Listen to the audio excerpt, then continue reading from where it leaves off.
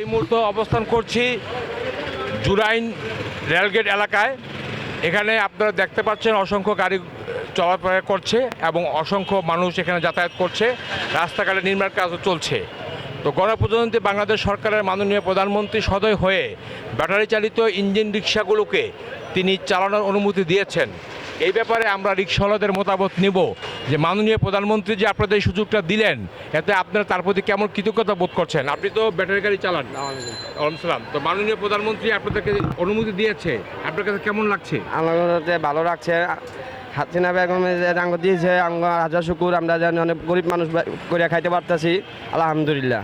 এখন কি পুলিশ আপনাদেরকে ডিস্টার্ব করে? না, পুলিশ এখন ডিস্টার্ব করে না। পুলিশ আপনাদেরকে ডিস্টার্ব করে না? না।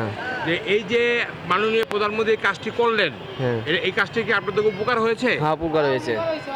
উপকার হলে তার জন্য কি আপনারা দোয়া করবেন? ইনশাল্লাহ। তার জন্য আপনারা দোয়া করবেন যে তিনি আরো ভালো থাকেন। ভালো থাকেন। তো এই মুহূর্তে আমাদের একজন অটো রিক্সা চালক শ্রমিক জানিয়েছেন যে আসলে মাননীয় প্রধানমন্ত্রী আসলে তিনি জননেত্রী, তিনি যে কাজটি করেছেন অত্যন্ত সদয় হয়ে মানবিক বিবেচনায় গরিব মানুষের ভালোর জন্য উনি ব্যাটারি চালিত অটোরিকশাগুলোকে আবার সচল করে তাদের জীবন ও জীবিকাকে সচল রেখেছেন।